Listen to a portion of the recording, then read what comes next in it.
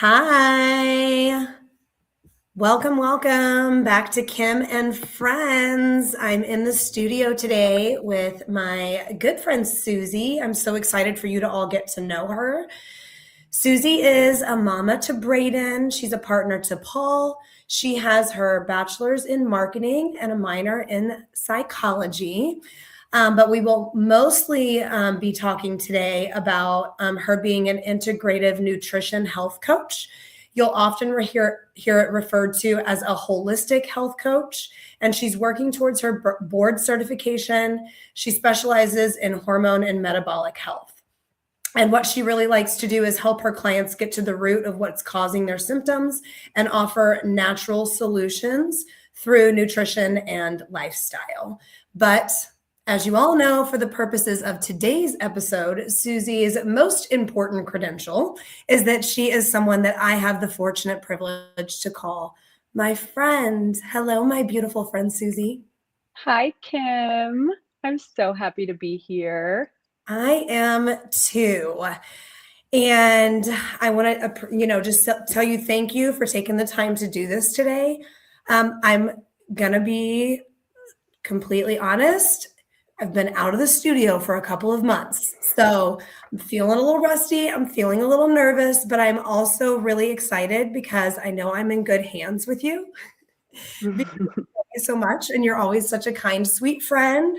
And we're going to get through it together. Awesome. Well, this is my first episode ever being on a podcast, so we can be nervous together. So it was a little funny when I first asked you. It was like early on when I was first starting. And just in my mind, I was like, Susie will be one of my first guests. And I was like, Susie, I'd love to have you on the podcast. And you were like, not yet. And I was like, okay, heard, totally fine. I get it. But it was just so funny because I was like, oh, okay. Yeah, I had a lot going on at the time. So of course. Yeah. But I'm just like, this is long anticipated. Just to let everybody know sort of the flow of what we're going to talk about today, as I have with my other guests in the previous episodes, I just want to get into a little bit of sort of how we became friends, the, timeline of that, how we got into each other's lives and what we mean to each other. And then discuss sort of the happenings throughout your life that led you down this path of becoming a holistic health coach or integrative nutrition health coach. And I'm excited for you to sort of demystify that for people, because I think people hear that and they're like, what? I don't really know what that means. So that's sort of what we're going to be doing today. So we'll start with our friendship. So Susie was my husband's friend. My husband came with a beautiful array of lovely women friends, and Susie was one of them. So tell me a little bit about you and Daniel. When did y'all first meet and when did y'all become friends? Geez. I want to say it's been over 25 years. That is so wild to think. That makes me feel old. We're only like 22, so that doesn't make any sense. Yeah, it was we started our friendship, I think, in 7th or 8th grade. Wow. Yeah, so it's been a long time. We've been friends for a long time. And then we've been friends for 14 years now? Well, yeah, Daniel and I got together in 2010. Yeah. End of 2010. And we, met pretty quickly after that. So I've been friends with you as long as I've been with Daniel. I like to say I stole his friends from him, although you and Daniel are still very good friends, but yeah, I stole Susie from him. But I think it's a little ironic that we became even closer after I moved away. Correct. So what year was that? Susie lived in St. Louis, was local when we first met, and then she moved to North Carolina. Man, I'm so bad with dates, but I want to say it's been I think it was around 14 years that I've been here. Wow, I thought we were in St. Louis together longer than that, but you moved away, you started living a whole new life in and around the Charlotte area. And then, every time you came back in town, we would all go hang out at your mom's and swim at the pool. And we always had such a good time together. And I remember talking to you about wanting to write a book, and you were so uber supportive and so kind. And then we started staying in closer touch, and just like we had like weekly phone calls that we would do. I don't know. I don't know the timeline either. But well, I feel like a lot of it had to do with what was happening in my life when we lost our baby girl, Angelina, at 19 weeks gestation. So that was a really, obviously, the most difficult time of my life. And yeah, I feel like that's when we really started to get close. well, I appreciate you bringing that up because I knew we wanted to touch on that today. But I just want to be sensitive, of course, to Yeah. what you went through.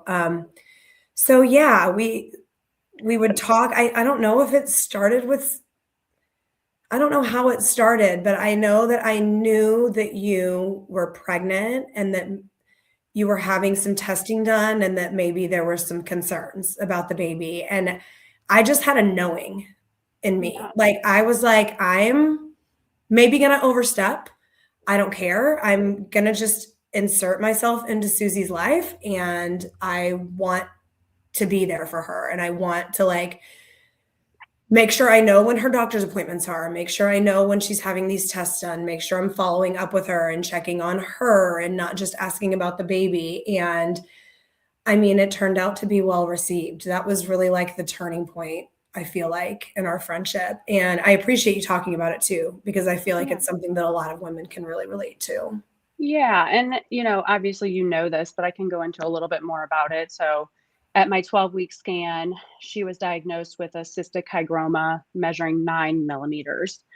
And so 3 days later, we went and saw a specialist, and they told me it appeared to be gone. So it was, which is very uncommon if you know about that. Having it just disappear 3 days later is really unheard of. So for some time, we just thought maybe there had been a mistake at the 12-week scan. And that's when we did additional testing. And then the initial blood work came back positive for a chromosome abnormality. And it wasn't until we did the amniocentesis that she was confirmed with Edwards syndrome. So, yeah, that period of uncertainty, the waiting, the shifting information, the gravity of the diagnosis, all of it was obviously incredibly difficult. But really, what stood out to me is not just the loss itself, but how supported I felt, especially by you, Kim. I feel like you showed up in a way that didn't require fixing or answers. You were just there. And that mattered to me more than you will ever know. And I Well, don't know if thank I've you. ever fully told you that, but yeah, it meant so much to me. And just thank you for that. Well, it makes me think about what you sent to me. You sent me a quote about 20 minutes before we started recording, and you were like, "This is for the podcast today," and I'll just read it real quick. It says, "True friendship is not about being there when it's convenient. It's about being there when it's not." Mm-hmm. And I will tell you, it did not feel like an inconvenience to be there for you, not one little bit, but it was, I mean, obviously a very hard and challenging time for you and Paul both. And it gave me a big sense of purpose, and it made me, feel good to, I think a lot of times when you're going through like a crazy life change or something traumatic like that, it's strange the way people will come out of the woodwork and show up for you, Mm-hmm. maybe when people you thought would be able to couldn't. And it's certainly not a judgment, and it's not, I mean, you could let it be a judgment, but I think it was just the timing, and me just, like I said, I was like, I'm just gonna dive into the pool, and if she doesn't want me in it, she's gonna have to kick me out. And I accepted you with open arms. It was very Yes, much you appreciated. did. And then it's just been great ever since. And that was when we really like settled into like, I think we were having like regular phone conversations, but we were like, we're just going to schedule it like every week. We're going to get on the phone. If we can only talk for 5 minutes, that's fine. But it was rarely 5 minutes. Like, Yeah, I miss those. We need to schedule those I again. know. We need to do it again. Yeah. So, through the course of all of that and our weekly calls and continuing to get to know each other and help each other with whatever like professional things we had going on or personal things we had going on, talking about our partners, our relationships, you got pregnant again. Yes. And this turned out a little different. A little better. And now you have this beautiful, not baby boy anymore. I think of him like a baby, but he's not. He's Brayden, still beautiful my toddler baby. Brayden. Do you want to talk a little bit about that pregnancy and sort of what that felt like after what you went through? Yeah. So, I mean, when we tried to get pregnant again, I carried a lot of fear that came with what we went through. And then once we were pregnant, it was complicated. It was I was joyful and excited, but at the same time I felt a lot of fear and anxiety. And, I just feel like that's something that people don't talk about a lot is how both can exist at the same time. Yes. It is just not a black and white situation ever. Yeah. And Yeah. I'm sure But there was like a lot of strange feelings about like mourning Angelina while yes. a healthy baby is growing inside you. 100%. Yeah. Yeah, and yeah, especially, I mean, I think there was so much fear until he was actually born and I got to hold him. It was just like, what if something was gonna happen? What if I lose, another? And so I think a lot of that even came after the fact of like once I had Brayden, there was so much gratitude. But also just kind of that grief really came in at that time. Well, and I will say that is like gratitude is something that you put at the forefront of your day-to-day life, and I really respect it. I mean, and you really live. It's not just like in talk, like in action. You live a life of gratitude and you come back to gratitude when I'm speaking to you about things, when I see stuff on your Instagram stories, when the way, and I think you probably did before, but that's something that like beautiful that has grown out of what you've been through is that like that would be one of the first words I would use to describe you is that Oh, Susie is a very gracious person and lives a life of gratitude. thank you. That's beautiful. I appreciate that. I feel like I originally learned that from my mom because that's kind of how she is. Oh yeah, But I yeah, see that. it definitely got better as I went through what I went through for sure.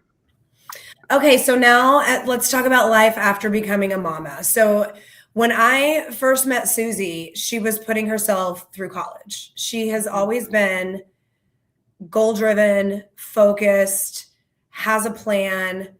She was bartending at Hooters and paying for every cent of her education. And you heard she has a, bachelor's in marketing with a minor in psychology. Like that's no small undertaking to do that for yourself. So that's something I've always known about you. And you moved from that education into a very demanding career path. You were all about climbing the ladder and setting that next goal and moving to that next thing. And once you had Brayden, you had achieved a lot with your career. Tell us a little bit about what you were doing and what your job was when you had Brayden. So I was working, and my title was silly. It was Director of Strategic Initiatives, but essentially it was a director of marketing and sales. And then I was also on the leadership team for a full service building performance contractor. So when I first started there, I think there was around 13 employees. And then whenever I chose to leave, I think there were close to like over 100. Um, and I definitely played a big role in that growth. Yeah, so she was a big deal. You were a big deal. Let's just say it. Like you had worked hard, you had climbed the ladder and really didn't have any intentions for that to stop after becoming a mother, did you?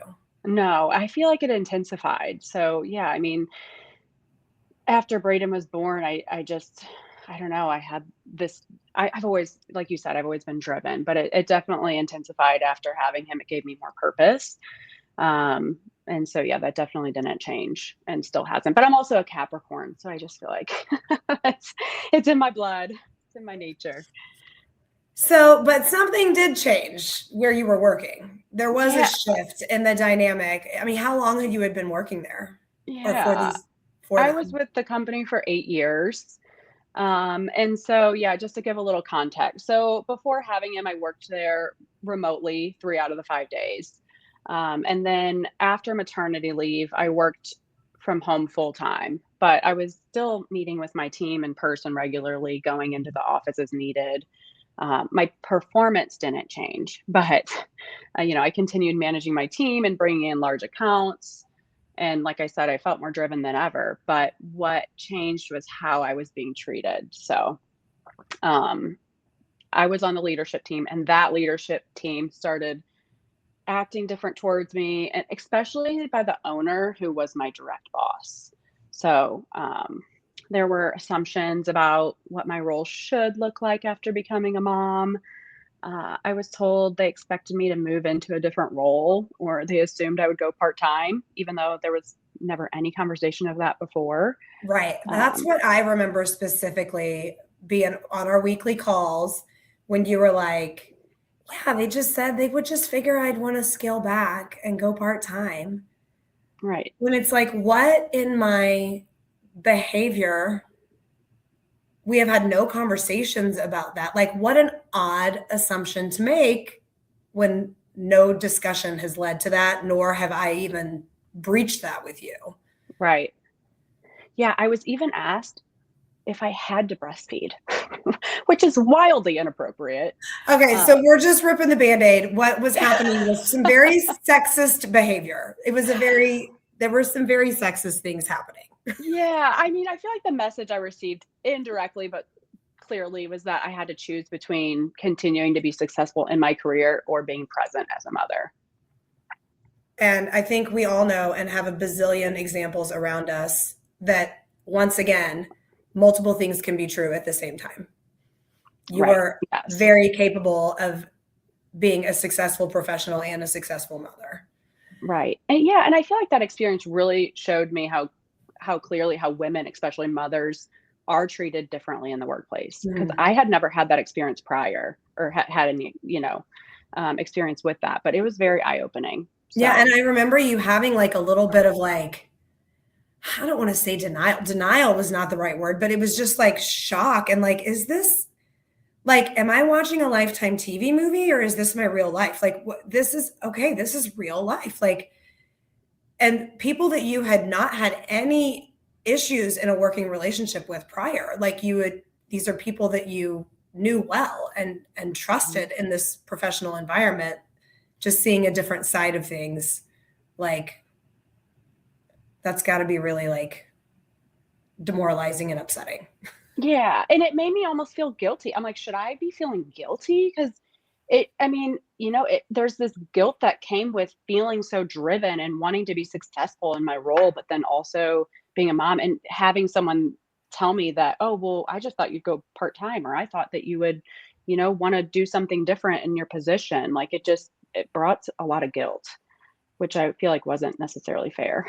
No, and I can remember telling you, like, this is Yeah, not on you. Like, you are not doing this. This is, right. you should not feel guilty. Yeah, but I I will told say looking somebody at back. work earlier today, guilt and worry. What a waste of time. Yes, 100%. I mean, we all do it, but like, what a total and utter waste of time. Right. Yeah, but I will say looking back, me choosing to leave that job was the best thing that ever happened to me. Best decision. And Absolutely, because what now? Like, you're not going to stop being this driven person who wants to be a successful professional and a successful mother. Like, you're still that person. right. So, what do we do now, Susie? What happens? Yeah. I mean, are you asking I'm like what am asking, I like, so oh, what? okay. So you stepped out of that position, right? Mhm. Yeah. And then started pursuing. Oh, yeah. Well, I mean, always doing, like, affiliate marketing on the side, so I kinda just tried to see if I could maybe grow that a little bit more.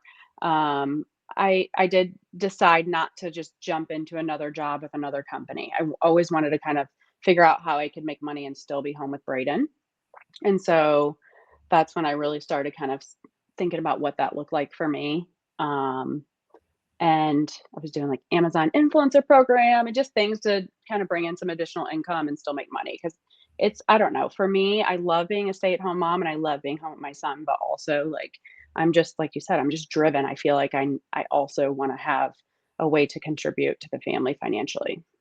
And just a way that like fills you up professionally. Like, it's just going to make you a better mother when you have these things. And, you know, your path to this like holistic coach, it didn't just like come out of nowhere. Like, I have known you to be someone who's always very health conscious. You've always exercised regularly.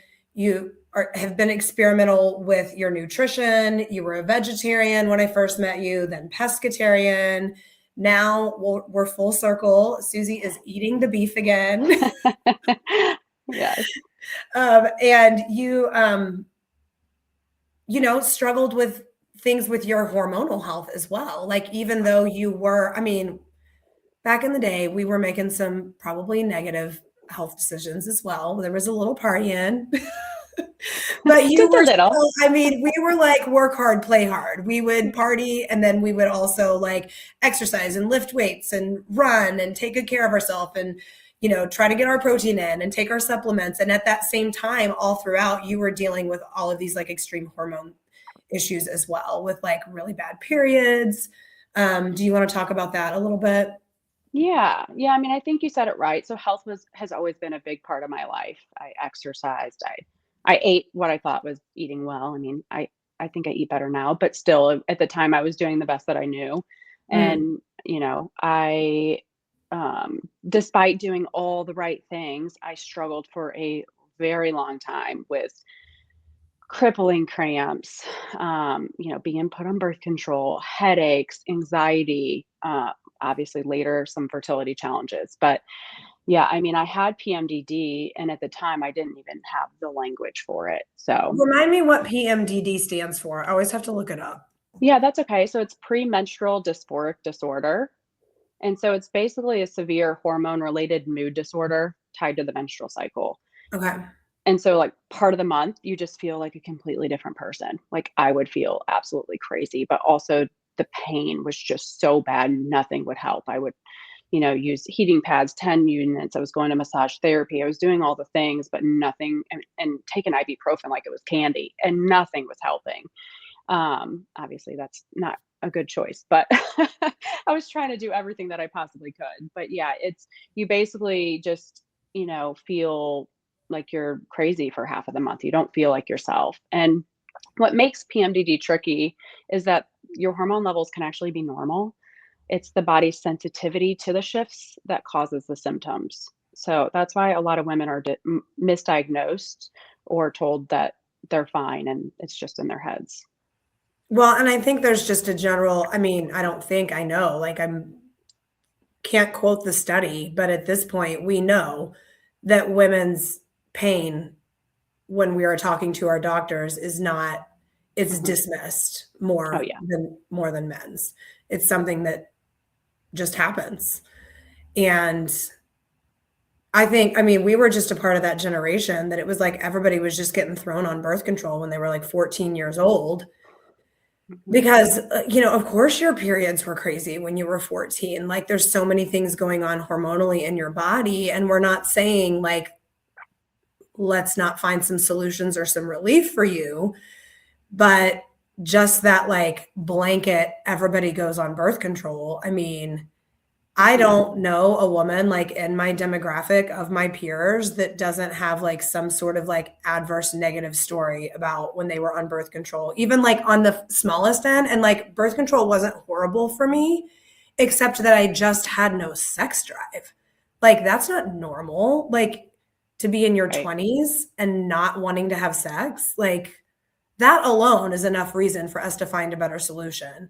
But then when you start talking about like the further end of that, where it's like you're still having like crazy breakthrough bleeding, you're still having cramps that are just like debilitating, and several days a month where you can not function, and you probably are anyway because you're eating ibuprofen like Tic Tacs, you know.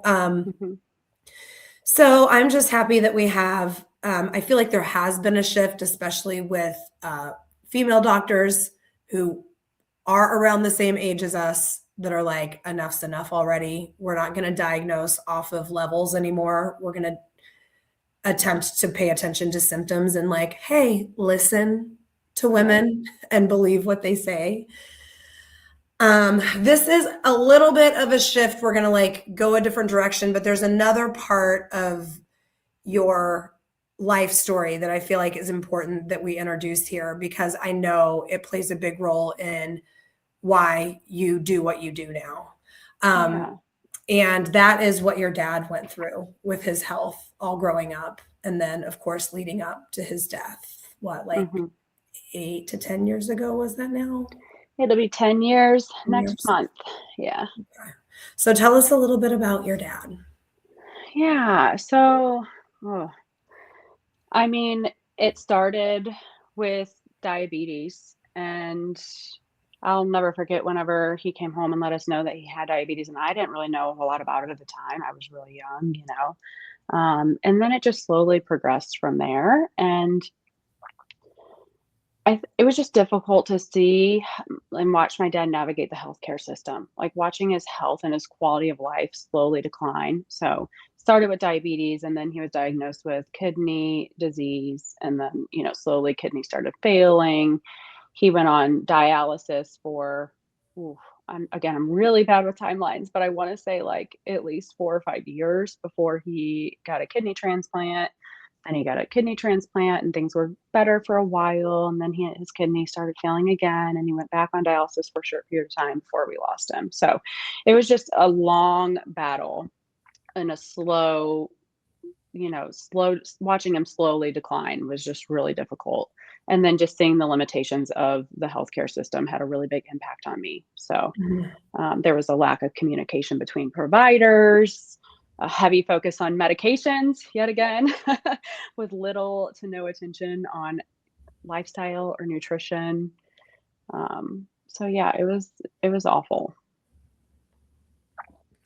Well, again, thank you for being open to sharing about that. And I will say, I remember when your dad died, and it was a heavy, I mean, obviously a heavy time for you and your brother and your mom. But again, it was just another time where I feel like I just like leaned in to you as a friend and was like, I feel like I'm getting behind the curtain with her a little bit more. And I feel like I'm gonna just, it's interesting because we are a part of this large group of girlfriends, and a lot of you have been friends like since Daniel's been around. Like, you've all been friends since like middle school into high school. You've all carried each other through a lot. And then I just sort of like popped up 10 years ago or 15 years ago. And I mean, I love all of you, but you do sort of feel like I'm kind of like on the edge. And you have always just been like, you are not on the edge, like just pulling me right into the center. Like, you're in it with us. Yeah. Well, I Um, feel like you're so easy to love. It was just so easy to, and honestly, when you're back then, I don't know, we didn't really love a lot of girls. Like it was just, you had your circle, we had our people, and there wasn't a ton of new people that would come in that you would just like gravitate to like that. But you were definitely one of those. Like you were just so easy to love. And so we yeah, were, of course yeah, I brought you right in. I'm like, yes, we're we had we're our gonna eye be on new each best other. friends. Yeah. So we have just the things that you were always trying growing up, being health conscious, exercising regularly, being conscious of nutrition and how that affected you, everything you went through with PMDD, everything you went through with the loss of your father, then of course your journey with your pregnancies. And this is all sort of informing where you've landed now Yeah. as an integrative holistic health coach. So, can you tell me what an integrative holistic health coach is, please, Susie? Yeah, of course. So like you said before, it's also very commonly known as a holistic health coach, but I've helped people get to the root of what's causing their symptoms instead of just managing them. So we look at the whole picture. We're going to look at your health, your habits, your stress, what your body's been dealing with, and kind of just, look at everything as a whole because it's all connected. Um, and yeah, I mean, that's really kind of what it is. We meet and one on one, and I help support you and guide you, and just kind of be your health advocate, if you will. So you said one time, and I am cracking up because you told me, I don't even remember saying that, but it was on Instagram. Susie is so active on Instagram. So if the only thing you take away from listening to this podcast is following her on Instagram, then I will tell you right now, she is not a gatekeeper. She is putting the information out there. She is sharing what she is learning all along the way, whether it be some fruit or vegetable you've never even freaking heard of in your life that she's trying to figure out how to cook or how to use, or sharing recipes or what have you. So on one of Susie's Instagram stories, she said, it's sort of like a health doula. And if you've been listening to the pod, you know, like that totally resonated with me because I had a doula with my first birth. I had a natural, I had a home birth and a doula and a midwife with my second birth. So I was like, oh, that makes sense. So it's not like, I mean, certainly I would think that like if you can get some of these preventative measures in place with your nutrition, with holistic care, you do have less of a need for your conventional Western medical system. But this isn't necessarily come on this holistic journey with me and eat ginger root and you're never going to need to see a doctor again in your life. The other part of this is that you can take what we're gleaning from our Western doctors and say, well, that's great. Maybe be on that medication, but let's also do these things with your nutrition and see if maybe over time you don't have to be on that medication anymore. Is that a correct assumption? Yes, exactly. Yeah, I work in collaboration with your healthcare providers, right? So, yeah, I mean, there's so many alternatives than just taking a prescription. And there's so much more to health. It's really about your mindset, your nervous system, your hormones, your metabolism, your sleep, your relationships, all of it. It's all connected. So, when we meet, yes, if you have a healthcare provider you're working with, that's great. We can work in partnership with them. I'm definitely not there to replace them, but hopefully I can help you find some more holistic, natural ways to help heal your body, alongside whatever it is that you're currently taking, if you are on medications or not. So if I were to do an intro session with you, is that sort of where you would start, like asking questions about what my sleep patterns are and things like that? Yeah. So first, I offer a free discovery call, and that's really just to make sure we're a good fit for both parties. So there's like no pressure there. It's just a conversation to make sure it's a good fit, right? And then from there, I'll work with clients on a one-on-one for individualized support and either a 3 month or 6 month coaching program, depending on what kind of support you're needing. And during that intro call, basically, it feels kind of more like a conversation than an appointment, but we'll talk through your history, your symptoms, your stress, your goals, kind of a little bit of everything, and go from there. And then, of course, you want to be confidential about the people that you've worked with, but can you just give us sort of a success story of like someone you've worked with and what you've seen, like changes you've been able to see once someone started working with you? Yeah. So, let's see here. During as I was still in school, I was taking clients as taking them through my program just as practice. And one of my clients went through 6 months, a 6 month program with me and lost over 40 pounds. So that was really exciting. Okay. And then I have another client that just felt like they were really more in tune with their bodies. They felt like they understood their body so much better and kind of what was going on, and realized that they needed to be doing less instead of more. And so, they really learned that slowing down was better for them. So, I mean, everybody's going to be different, right? And what works for one person's not going to work for another. I think that's what I love about it is everybody's unique, and so there's no one size fits all approach. Well, and I just think it sounds so comforting. What do you see your general practitioner or your OB like once a year? Hmm. And you go in, if you're prepared with maybe like a few things in your notes app that you want to go through. And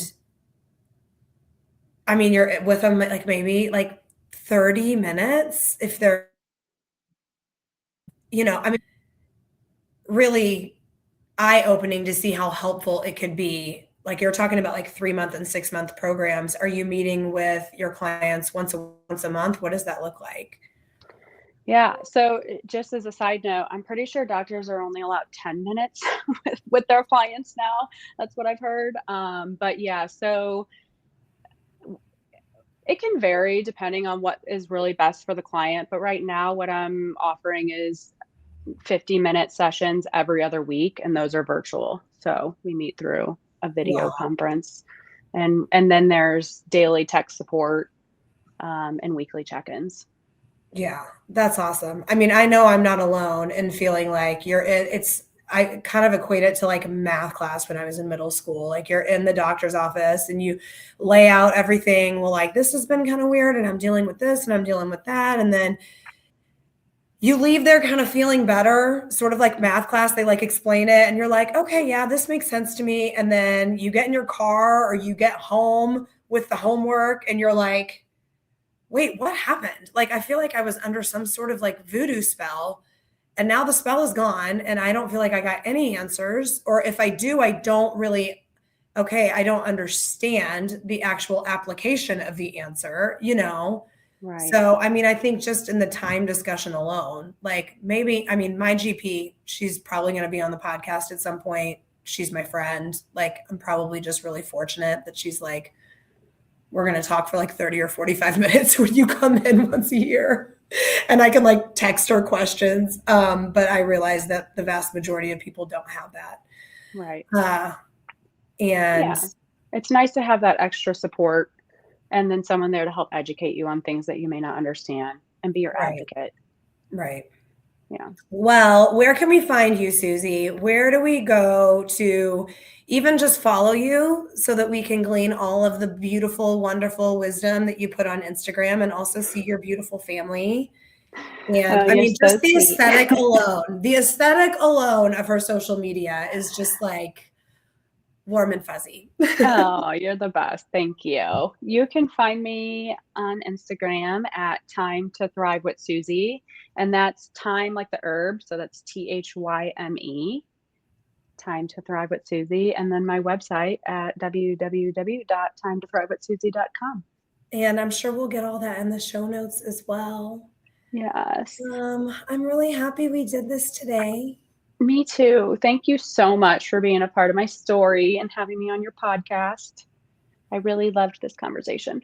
I love it too. And I really appreciate again, I know I've already said it, but it's hard to be vulnerable and it's hard to talk about, challenges and traumas and hard, bad things that have happened in our lives. But what we all have in common is that we all have them. And that's just really like at the heart of what I want Kim and Friends to be, is just sort of removing that judgment or shame to just talk about the real shit. Yeah. So I know that a lot of the women that listen have had similar situations as you. I know they will appreciate your vulnerability and your willingness to share. And I feel like that's the way we can sort of heal ourselves from a lot of those things, is just by talking about them. Absolutely. Yeah, I feel like when I was going through everything with Angelina, what really helped me, obviously my friendships, but just finding other people online that had been through similar things. So I am an open book and I'm always, my doors are always open if anybody wants to chat or has any questions. So. All right. Well, I appreciate you so much, Susie. We're going to go ahead and end it here. I appreciate everybody listening today. And I'm happy to be back in the studio. And I will talk to you more next week.